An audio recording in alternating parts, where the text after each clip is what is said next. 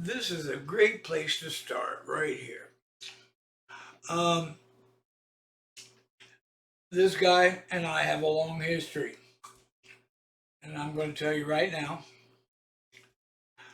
that you can look at all of this information if you've got any common sense and know that this guy isn't dead. This is the guy who said he went up on a helicopter with JFK Jr. He embraced the whole QAnon bullshit. He took advantage of every single emotion. And that's why I'm doing this video today. This is about grifting. And what makes grifting possible is it preys on people that have no knowledge about the situation that they're inquiring about.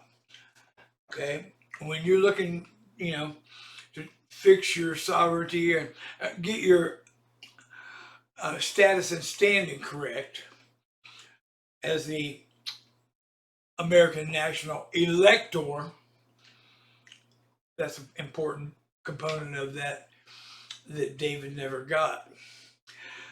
If you look at his affidavit, you can see he likes mine. He plagiarized mine at first, and but he couldn't even come close to the language that I used. So he made this big flamboyant garbage ass repudiation affidavit. You know, but here's the thing: if David was actually an American national elector, he wouldn't need your contributions because he would already have control over his public trust accounts. Anyways, the way all grifts work is they choose a mark who has no idea about the information that they're looking for, and that makes them gullible because then you can feed them anything you want and tell them that that's the way out of it, that's the way to get it done. And I've proven time and time again that this guy's a clown. I put the videos out, and every once in a while, something will happen where I got to come out and do this again. Yeah, here's the first one of the first clues. Okay, you got these videos. Okay, let's start right here. We will always love him and miss him as we wait for the coming of our Lord and Savior, Jesus Christ, aka Yeshua. Yeshua is Jewish mysticism. It has nothing to do with Jesus Christ. Jesus was a Palestinian, first and foremost. So, anyways, when you look at this chick, she's she's smiling and laughing and all this stuff. And he had to put it on his website. This is another event. This is a straight event. Straight up event. Crisis actor. David Lester Straight. Bonnie knows where he's at. He's hiding because he sees that the truth about Trump and all this stuff's getting ready to come out and smash him. And people are looking. There are people looking for David Lester Straight for all the money that he stole from people. He was charging $324 for what? To sit around and tell people how great he is, how he had all this amazing resume that it would take about 200 years to accomplish, People don't even use their common sense. And they don't use their digital device that they use to find this circus of clowns to do any verification of the information. Because if they would have done that, they would have found all of my stuff and all of the reviews and negative stuff around this guy. Okay, Kirk Pendergrass, Timothy Charles Holmes, David Jose, all those people. And this asshole right here, David Lester Straight, started pretending to be some of the things that his buddy and my friend Christopher Howlett actually was. But there is no pedophile task force. You can go to the Joint Chiefs of Staff website and look, and the only task force that there is, Melania's task force, is for American Native Indians. That's the part that Dave left out. Because he's a creep and he's a grifter. Celebration of life. Oh, RSVP.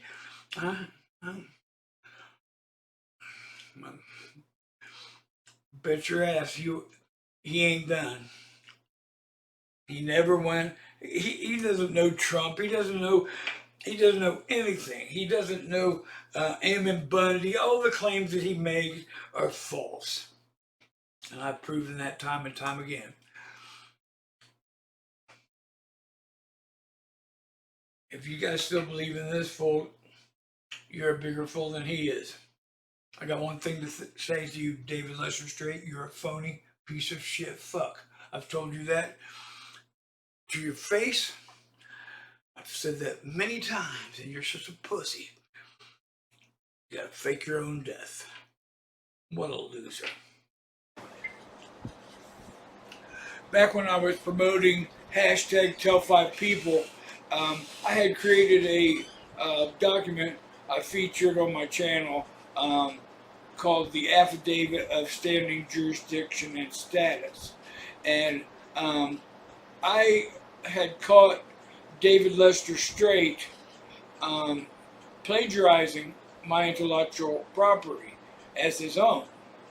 And I had a bunch of people approaching me and stuff about promoting my legal success and my legal theories and my legal documents, official instruments that I created and stuff like that.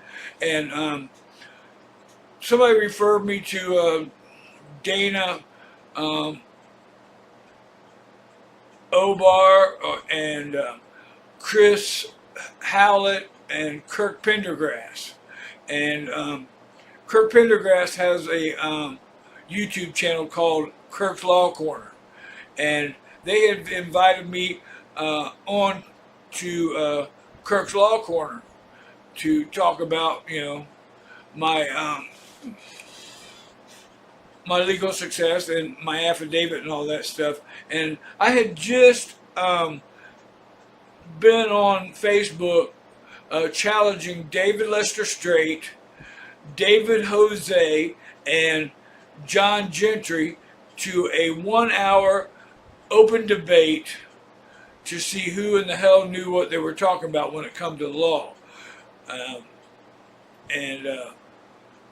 All three of them, David Lester Straight, he just ignored me and blocked me. And John Gentry did the same thing. And David Jose trashed me for an hour and then blocked me, But I was talking to Chris Howlett. Chris Howlett had minimal success with one filing he did for Donald Trump. Chris had a business called E-Clause, and his business did some auditing for the government, and he wrote this little emoluments paper for Trump that got, had some success. But that was the only success any of these people had, period. And they rode that thing to its death, okay? And then, so I got on their channel and stuff to see, what their format was. And the first video I watched had were featuring David Lester Straight, and they had David Jose on there and John Gentry. And like I said, I'd already exposed and warned David Lester Straight about plagiarizing my property. Okay, and I had already confronted David Jose because he was promoting all this legal shit, how he knows the law and all that stuff, and he had I had just did a case for this lady who had paid him $800 to do some legal work for her in a custody case, and she lost her kids to the state, to Child Protective Services. And I did a pro bono case for her and got her kids back for her, okay? And so I just went through that shit with that bozo, and here he is on their show. And also, John Gentry had this petition going around, 50 states for 50 something. I can't remember what it was, but I had offered to ghostwrite his. He was going to take this petition on the floor of Congress and present this. This petition to Congress, and I said, "You listen. I'll ghostwrite that and get it grammatically correct and in proper form, so you'll get some attention there, And he shot me down and bad-mouthed me and blocked me on his channel and everything, and he went on the floor of Congress and got shot down. So, anyways. I went on to that episode and saw all that stuff, and I brought that out, and immediately they didn't want nothing to do with me. So I just I kept looking at their show and everything, and the audience that watches that show, they use that show as like a chat room. And they have this chat going on that has nothing to do with the video that's going on and everything. And Timothy Holmeseth was in that audience, and him and I kind of hooked up for a little bit. But Chris Hallett wrote this complaint against Hillary Clinton for murder. And he was found shot dead in his home, and they the media tagged it as the QAnon murder and swept it right under the rug, and that was the last you ever heard of it. Okay, but then from those dusts in the wake of Chris's death, Kirk Pendergrass, David Lester Straight, and Timothy Holmeseth assumed all these fictitious titles. They're on the pedophile task force and all this garbage, man. And you can go around to any place you see their garbage, and you'll see my comments tearing them down for what pieces of shit that they are. Because I'm the truth whisperer, man, and my object is to expose all the fraudsters. Those guys are all fraudsters. David Lester Straight, Timothy Holmeseth, John Gentry, David Jose, and man, the list gets so big from there. But unfortunately, Chris Hallett was murdered in the process, and they swept that under the rug, okay?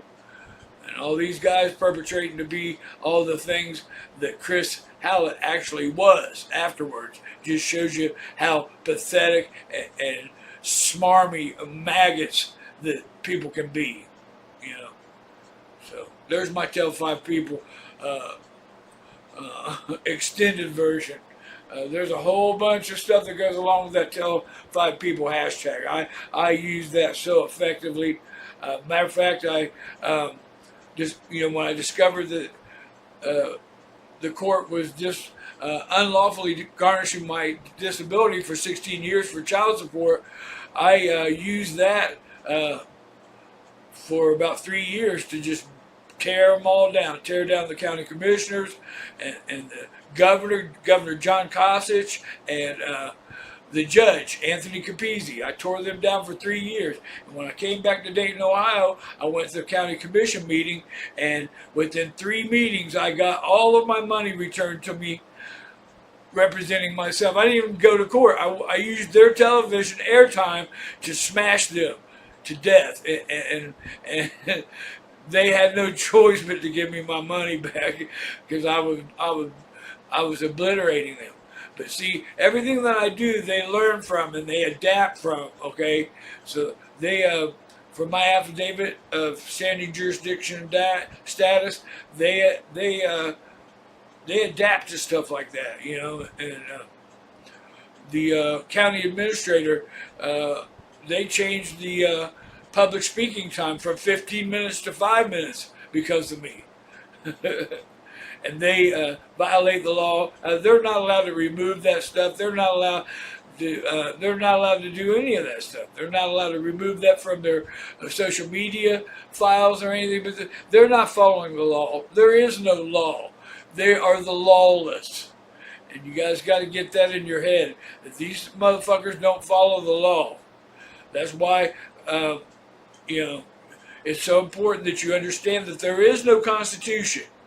The Constitution was lost on February 21st, 1871, when the 41st Congress changed this from a republic to a corporation. Okay? They've replaced the Constitution with the United States Code.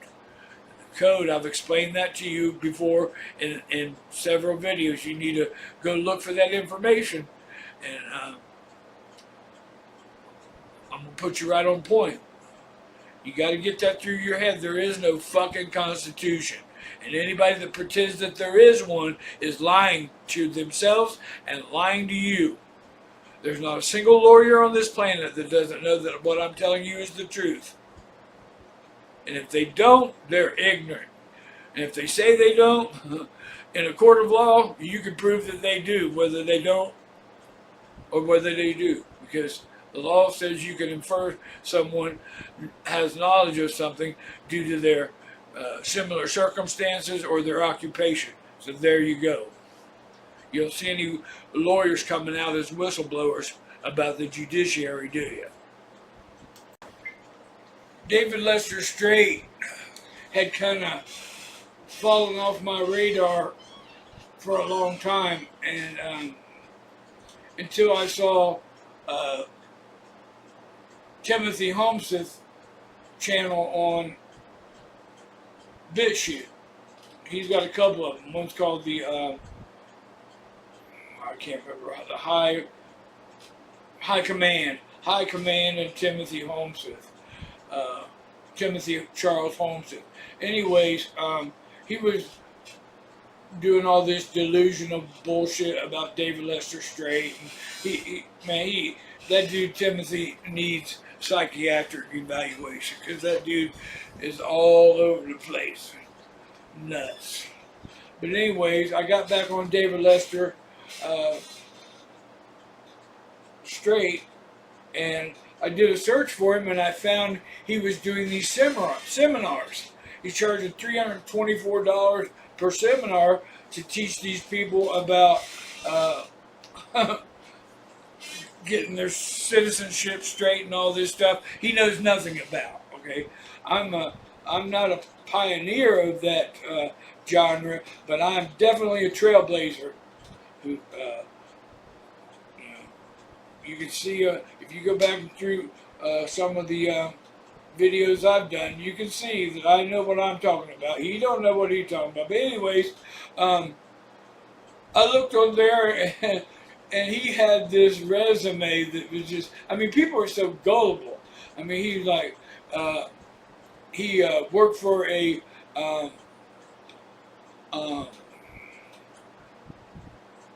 an intelligence agency he doesn't name, and then he was a sheriff's deputy, and then he was in the Secret Service, and then he was a colonel in the Texas Rangers, and all the while he's doing all this other stuff. He's on pedophile task force and doing all these seminars, and I mean, people are so fucking dumb that they can't see that he would have to be 200 years old to have a resume that long. Okay, and then one of the things that he said that he was claiming on there is that he was on Ammon Bundy's defense team. And he's one of the people that got Ammon Bundy off of the Bundy Ranch standoff, you know.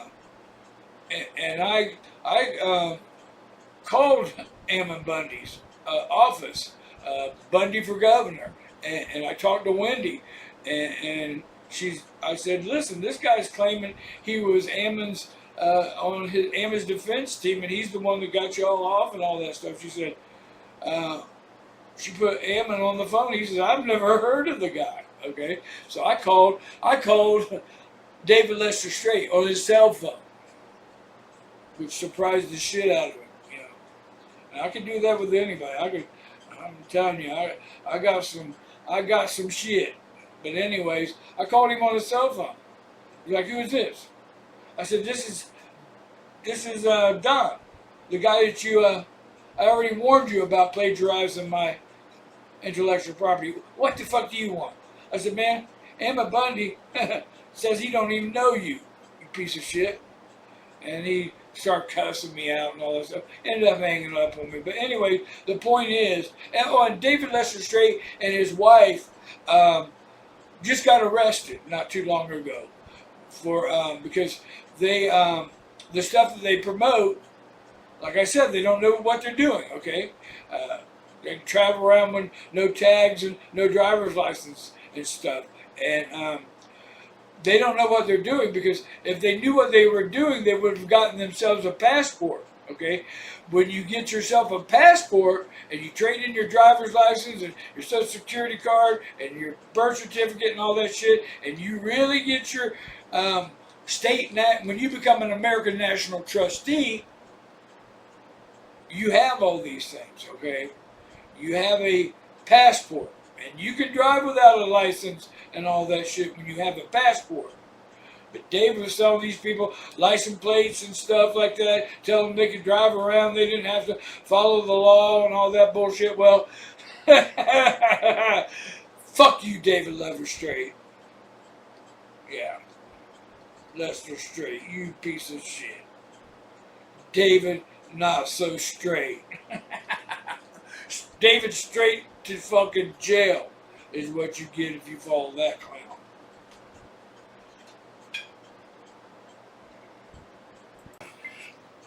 About 3 Facebook accounts ago, I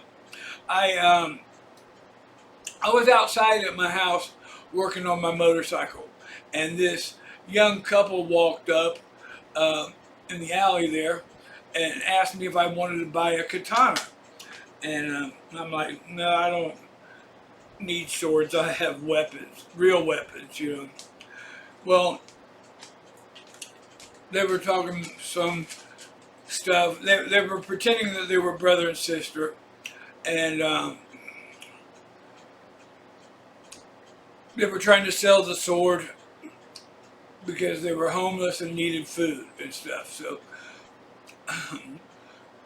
I assumed, you know, what they were saying was true. So anyway, the next day, the girl stopped by herself and said, you know, they weren't able to sell the sword, and she was still hungry and all that. I said, well, and I was back outside working on my motorcycle. Well, I said, if you come by in a few hours, after I put all these tools and stuff away, I'll be cooking dinner, you know, and I'll feed you, you know. So she showed up right about, they were probably watching, but she showed up right about the time I put the tools away and everything. And when I went in the bathroom to wash my hands and stuff, she asked me if she could use my phone. And her brother showed up. she called her brother, invited him to dinner.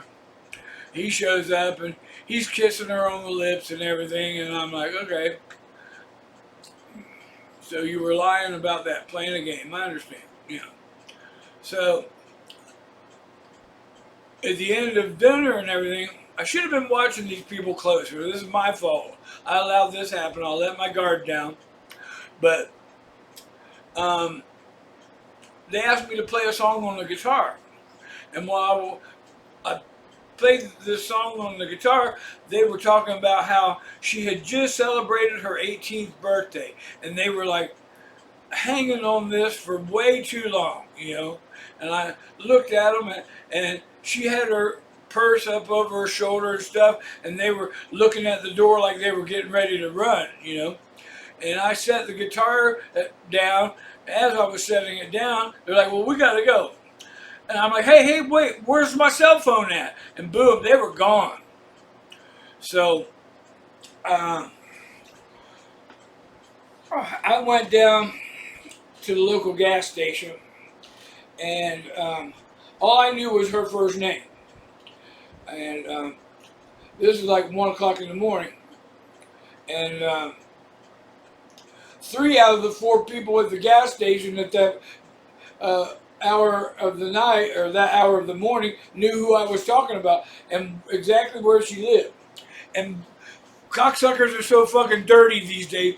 I had to actually pay somebody $20 to get that information from them. That's how scummy people in Drexel, Ohio are, and around the world.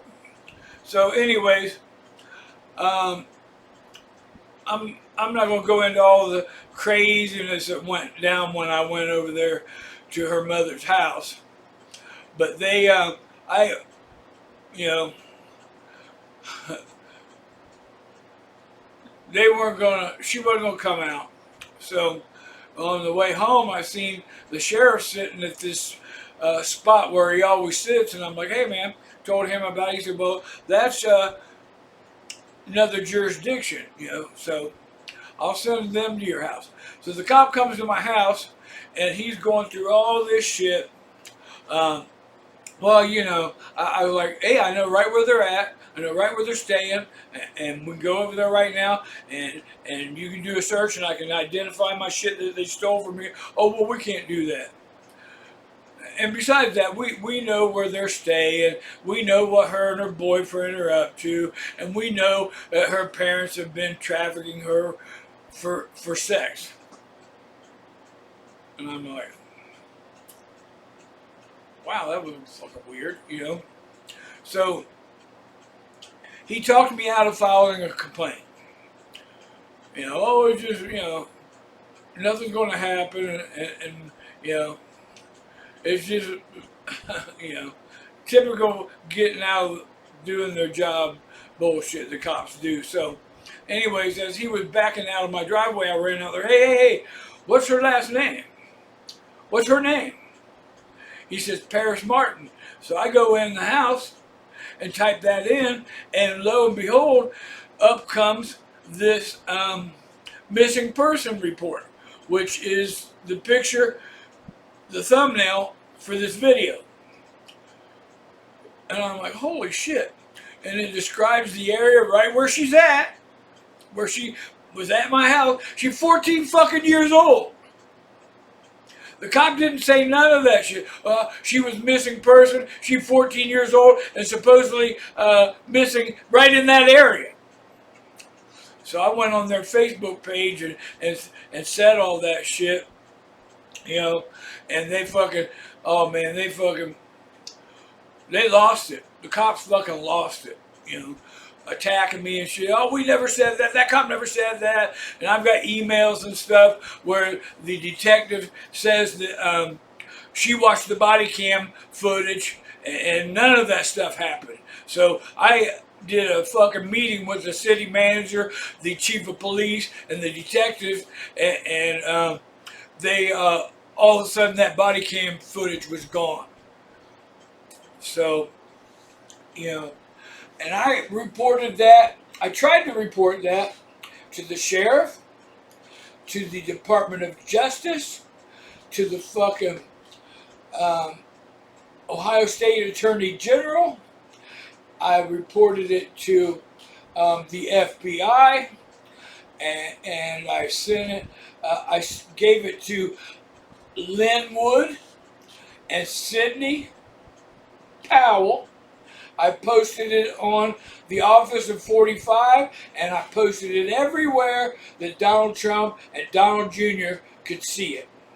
And Devin Nunes and all his supporters know damn well what I'm talking about. Okay, Scotty Martin, real weekend warrior, don't drink the Kool-Aid. They all know exactly what I'm fucking talking about right here. And none of them. And Timothy Holmes says I gave it to him because he's supposed to be this pedophile task force guy. I already knew he was a phony. I gave it to James O'Keefe. I gave it to motherfucking everybody. Okay? And nobody did a damn thing about it. That's why I don't trust Donald Trump. That's why I don't trust anybody. Because they're telling you that this child trafficking shit is being addressed and they couldn't give a fuck less about it. Check out the thumbnail below. If you think fucking Trump is coming to save you, you're a dumb motherfucker. If you don't like that, kiss my ass. Get ready to see some more evidence about Donald Trump being a piece of shit. One of the first things that you need to understand is that every interaction that you have with the so-called government creates a bond, okay? When you apply for a driver's license or a title for your car or your home, or you get a traffic ticket, or they bring a case against you, there is a bond created, okay? And that bond, they take your money, your fiat money, which really is worthless, but they're putting that money in their pockets and they're sending it to Ukraine and laundering it through all these programs, and they're using it to in the war against you. Okay, so you got to understand how that stuff works. Every interaction with the government creates a bond. It's a financial transaction. When you go to court, it's a financial transaction. When they write you a traffic ticket, they're creating a debt. And the only way that you can settle that debt is you either pay cash for the ticket or go to jail. You have to balance the ledger. Okay, so when you get a traffic ticket or a summons to go to court, you can, the only way you can settle that is either pay the money, or there's a certain way that you can sign that document and accept the debt and return for value. Okay, I'm going to do a video on how to do that next. But you autograph that thing in a specific way, and you use a postage stamp, and you use a notary, and you send it through the proper postal channels, and it puts the authority under the postmaster of the world. Okay, and it's unassailable the way that you do this. Okay. But that's the only way you can do it, okay? If you deny the debt, you lose, okay? Because you haven't balanced the ledger. When the state's attorney decides to bring charges against you, they have to take out a surety in case they lose, which they never lose. If they do lose, it's just to give the appearance that you have a chance. You know, they do a percentage of that, I'm sure, just to show that, just to cover up how corrupt the judicial system is, okay? So, you know, when whenever you interact with them, and there's, everything to do with the government takes cash. It's a pay to play ordeal that you have to go through, and that's how they're robbing America. That's how they're robbing us blind, because they take that money and they put it in their account, and they write a bond to put that in a ledger, and that's debt. Okay, so that's how it works, So, you can accept that. You can use postage stamps and autographs and colored ink, and sign it in such a way. With an autograph, you autograph it and write on it, across a postage stamp, accepted and returned for value. And that way you have balanced the ledger, you've balanced the book, and you've eliminated the debt. If you deny the debt, you lose. If you avoid it and try to dodge it, you lose. So, I'm going to show you how to do it. I'm sure a lot of you have never seen a dollar stamp or $5 stamp, $2 stamp, $10 stamp, $50 stamp, $100 stamp. Okay, that's what a $1 looks like. $1 postage stamp. And I don't have any of the bigger ones. I've already used them. But you use those and these receipts from the post office, and when you do it the correct way, you become the postmaster, and you use their numbering, their system, to become the postmaster and the owner of that contract. So they don't want you to know this stuff. One of the things I discovered, that the way that they are stealing the Social Security, okay, the Department of Health and Human Services, they throw Social Security, which is employment insurance. It's a pension plan, okay? But what they do is they put it in with all the programs like food stamps and charitable assistance, so it falls under charitable fiduciary responsibility, and that allows them to get by the stricter fiduciary responsibilities of a life insurance or employment insurance pension plan. Okay, and there's so many laws that they break the law because they're under the United States Code. There is no Constitution. They've done away with the Constitution a very long time ago. Okay, and they use the United States Code. The code is not law. Codes are not law. Statutes are not law. Okay. But they swish those words around, and they use them all the time in the wrong capacity, and get you confused. You're taught in school to respect the authority in the reverse manner, okay? Because their authority comes through you. Without you, there is no them. But they've done away with all that stuff, and most people are unaware of it because they've erased the history. They've erased all this stuff. You can hardly even find any of the original Constitution nowadays.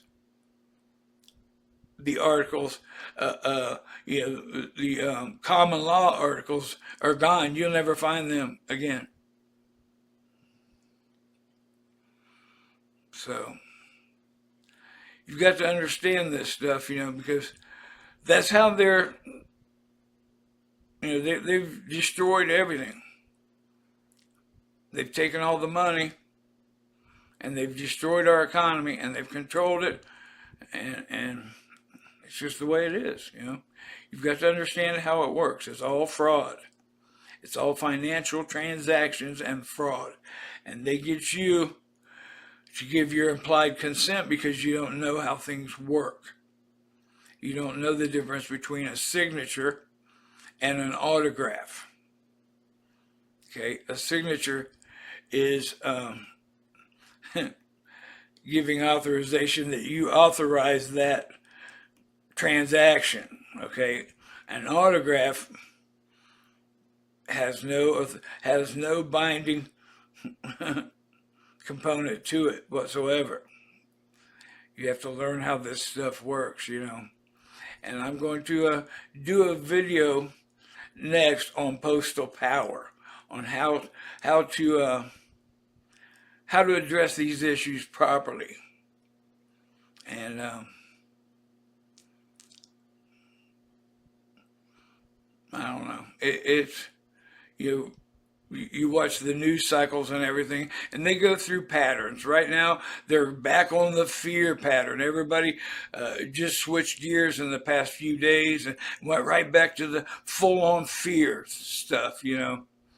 So, and you don't know how much of it's real and how much of it's just bullshit, but it really doesn't matter, though, because whatever's going to happen is going to happen, and that's what you got to realize. You have to prepare yourself spiritually and make sure that you understand who God is and who the Messiah is and have your affairs straight with them, okay? It's not any Judeo-Christian nonsense. That's satanic.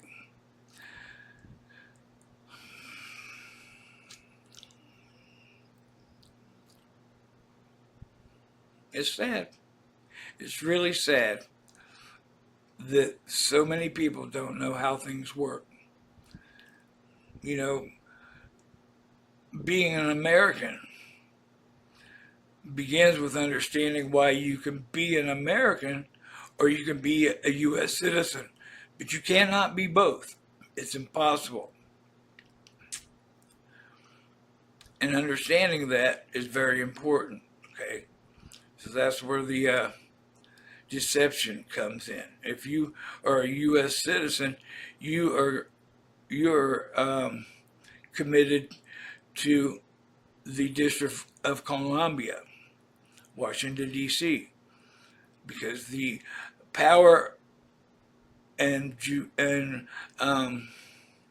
jurisdiction of Washington, D.C. is the district. It rules over the United States, the individual states, through implied consent. Because you're not complaining about it, they get by with it. That's the bottom line.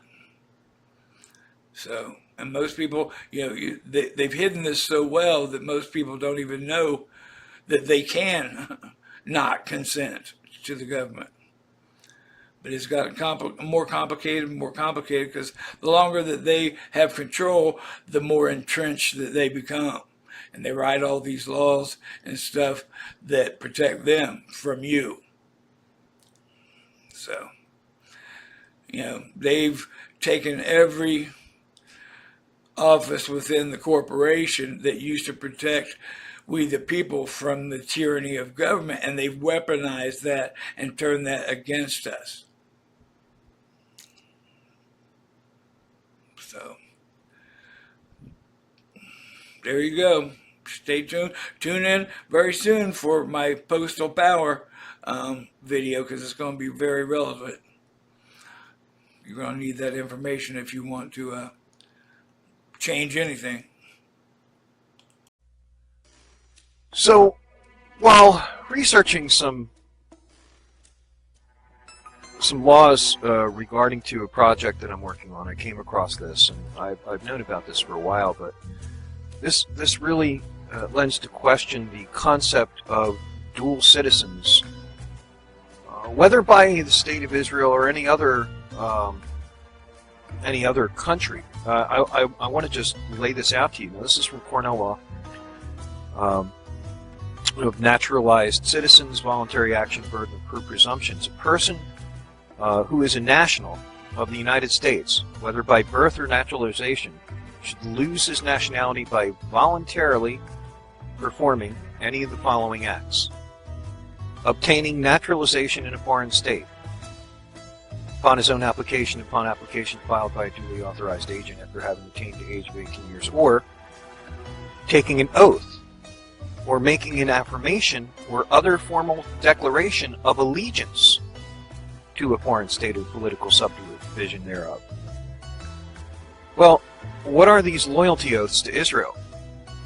What is this legislation that says that people can't express their free speech or can't receive disaster aid if they boycott Israel?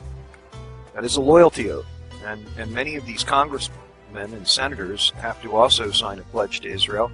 That is taking an oath or making an affirmation or other formal declaration of allegiance to support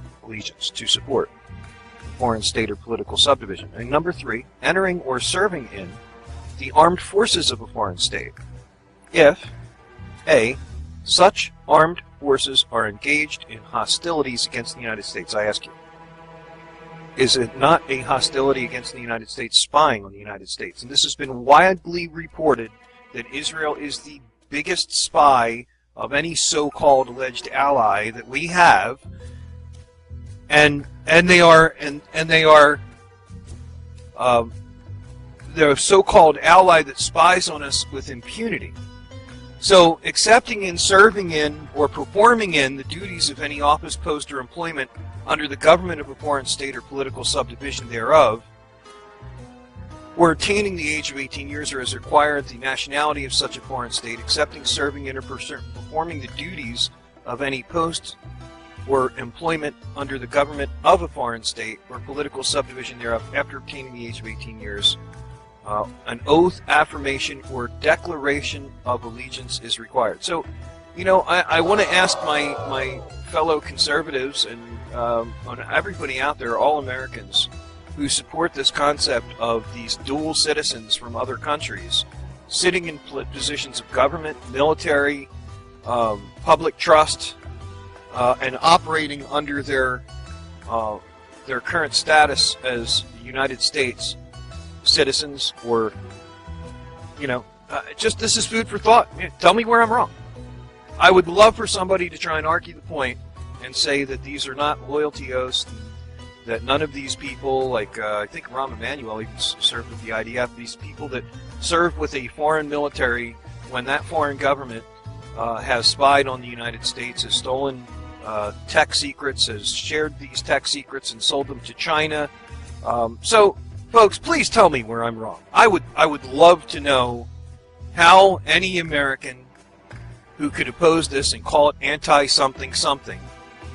This is a foreign state that was founded 80% by the CIA documents I've exposed by Bolshevik Soviet communists.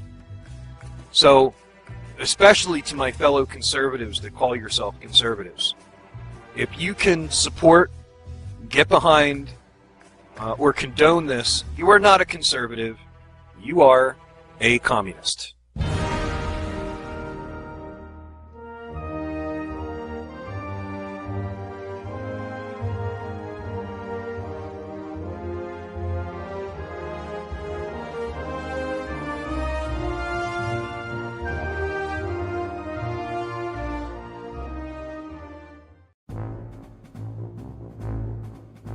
The U.S. House of Representatives is about to make a decision with far-reaching consequences. They are voting on a bill that could land American citizens in prison for up to 20 years. Their crime? Participating in boycotts against Israel? Yes, you heard that right. Boycotting. The very act of peacefully withholding your money or support could soon carry a heavier sentence than some violent crimes. Is this America, the land of the free, or have we stumbled into some dystopian nightmare? Buckle up, folks, because this is going to get messy. This bill has ignited a firestorm of controversy, pitting free speech advocates against pro-Israel groups. It's a debate about the limits of dissent, the power of political lobbying, and America's complex relationship with Israel. Over the next few minutes, we're going to unpack this legislative hand grenade. We'll examine the arguments, explore the political machinations, and ask the tough questions that nobody in Washington seems to want to answer. So grab your thinking caps, folks, because we're diving headfirst into the belly of the beast. This isn't just some vaguely worded piece of legislation. This bill has teeth, sharp, pointy teeth that could sink into anyone who dares to criticize Israel. First, it slaps hefty fines on individuals and organizations participating in boycotts targeting Israel or its settlements. We're talking up to $1 million. That's enough to make your bank account cry itself to sleep. But wait, there's more. The bill doesn't stop at financial penalties. It goes full-on authoritarian, threatening up to 2 decades behind bars for those who dare to support boycotts promoted by international bodies like the UN. Think about that for a second. The US government could throw you in the slammer for aligning with the UN. This bill is like a legislative Swiss Army knife designed to silence any and all forms of protest against Israel. It's a blatant attack on free speech disguised as a show of support for an ally. But don't just take my word for it, let's hear what the opposition has to say. Civil liberties groups are up in arms, and frankly, they should be. The American Civil Liberties Union, ACLU, has called this bill a blatant violation of the First Amendment, and they're not mincing words. They argue that boycotting is a form of protected speech, a fundamental right enshrined in the very fabric of American democracy. Think about it. Throughout history, boycotts have been a powerful tool for social change. From the Boston Tea Party to the Montgomery bus boycotts, Americans have a long and proud tradition of using their wallets to express their values. This bill throws that tradition out the window, replacing it with the chilling threat of government censorship. Palestinian advocacy groups are particularly concerned. They see this bill as a blatant attempt to stifle criticism of Israel's actions in Gaza, where a humanitarian crisis is unfolding as we speak. They argue that this bill isn't about protecting Israel, it's about silencing any opposition to its policies, no matter how unjust or inhumane those policies may be. On the other side of this legislative battlefield, we have the pro-Israel lobby. Groups like AIPAC and FDD Action have thrown their considerable weight behind the bill, arguing that it's essential to protect Israel from what they call anti-Semitic boycotts. They claim that the boycott, divestment and sanctions (BDS) movement, which seeks to pressure Israel to end its occupation of Palestinian territories, is inherently anti-Semitic and aims to delegitimize the Jewish state. They argue that this bill is necessary to combat this alleged discrimination and ensure Israel's security. However, critics argue that conflating criticism of Israel with anti-Semitism is a dangerous tactic designed to silence legitimate dissent. They point out that opposing a government's policies does not equate to hating its people, and that this bill sets a dangerous precedent by criminalizing political speech based on its content. Section 5, Shifting Sands of Power, the bill's journey through Congress. This bill isn't some new phenomenon. It's been bouncing around the halls of Congress for years, repeatedly thwarted by Democrats who saw it for the constitutional dumpster fire it is. But the political landscape has shifted. With Republicans now controlling both the House and the Senate, this bill has a clear path to becoming law. And let's be clear, this isn't just about partisan politics. This is about America's unwavering support for Israel, even when it means sacrificing our own democratic values. For decades, the U.S. has shielded Israel from international criticism, providing billions in military aid, and using its veto power at the UN to block resolutions condemning its actions. This bill is just the latest chapter in a long and troubling history of prioritizing Israeli interests over human rights and international law. Section 6. A dangerous precedent, unintended consequences of the bill. If this bill becomes law, the consequences could be dire, not just for free speech, but for America's standing in the world. Imagine a world where the US government can imprison its citizens for participating in peaceful protests. Imagine the chilling effect this would have on dissent, on activism, on our very ability to hold our leaders accountable. This bill sets a dangerous precedent, one that could embolden other countries to follow suit. It could usher in an era where criticizing governments, even peacefully, carries the risk of imprisonment. And what message does this send to the world about America's commitment to human rights? How can we, with a straight face, lecture other nations about freedom of expression when we're busy locking up our own citizens for boycotting hummus? Section 7. Echoes of the Past. The South African Anti-Apartheid Movement. The proponents of this bill would have you believe that boycotting Israel is somehow unprecedented, a dangerous and radical act. But history tells a different story. Remember the South African apartheid regime? That brutal system of racial segregation and oppression? The international community didn't defeat apartheid by sending strongly worded letters. They used boycotts. They used divestment. They used sanctions. And you know what? It worked. The parallels between the South African anti-apartheid movement and the BDS movement are undeniable. Both movements are rooted in the principles of nonviolent resistance. Both seek to dismantle systems of oppression and injustice, and both have faced fierce opposition from those who benefit from the status quo. Section 8. The Gaza Crisis. A humanitarian catastrophe unfolds. While this bill makes its way through Congress, a humanitarian crisis of epic proportions is unfolding in Gaza. Over 2 million Palestinians are trapped in what's been described as the world's largest open-air prison, subjected to a crippling blockade that has left them with limited access to food, water, and medicine. The UN has warned of a looming famine, with children bearing the brunt of this man-made disaster. Yet, instead of addressing this humanitarian crisis, the US government is more concerned with silencing those who dare to speak out against it. This bill is a slap in the face to the suffering people of Gaza. It's a sign that the US government is more interested in protecting Israel's image than in alleviating Palestinian suffering. Section 9, a question of balance, free speech versus legislative action. So here we are, folks, at the heart of the matter. Where do we draw the line between free speech and legislative action? Can the government, in the name of supporting an ally, criminalize dissent and silence criticism? This isn't just an academic debate. This is a question that strikes at the very core of what it means to be an American. It's a question that deserves our attention, our scrutiny, and our unwavering commitment to protecting the fundamental freedoms that make this country great. So the next time you hear about this bill, don't just shrug it off as another example of Washington dysfunction. Engage with it, debate it, fight for the soul of our democracy. Because if we don't stand up for our rights, who will?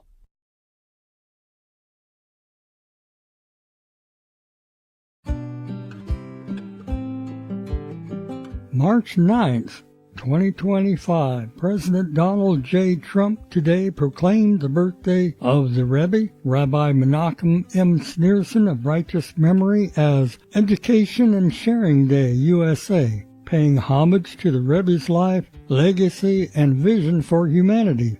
He also signed the 7 Noahide laws. This Education and Sharing Day USA, we draw inspiration from Rabbi Menachem Mendel Schneerson, the president wrote. Also, Americans can learn from this tireless devotion to teaching, good deeds, and charity. Noting the Rebbe's stature as a transformational teacher and spiritual force who revived the worldwide Jewish community in the wake of the Holocaust. Trump also paid tribute to the Rebbe's emissaries dedicated to spreading Jewish awareness, education, and kindness in communities around the world, who continue to serve as beacons of the Rebbe's teachings and boundless love for all humanity.